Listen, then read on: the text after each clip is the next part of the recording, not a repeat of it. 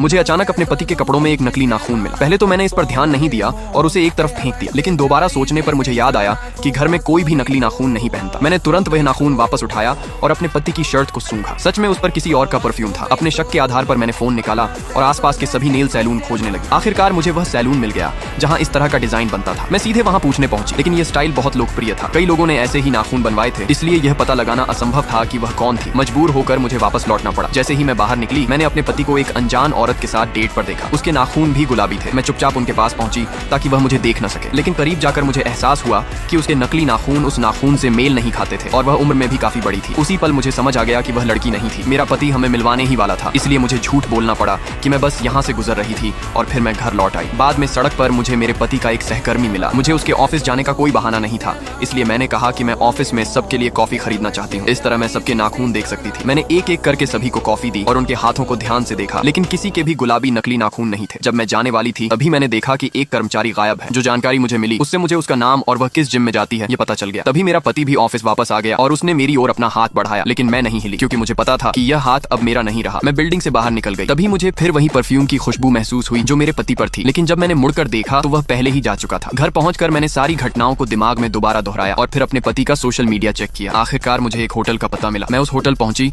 और सोचा कि रिसेप्शन से अपने पति का कमरा नंबर पूछूं, लेकिन जैसे ही मैंने उसका नाम बताया, रिसेप्शनिस्ट ने कहा कि उसने खुद को सिंगल बताकर रजिस्टर किया है। यह सुनकर मेरे अंदर निराशा की एक बड़ी लहर उठी, लेकिन मैंने हार नहीं मानी। मुझे सच जानना ही था।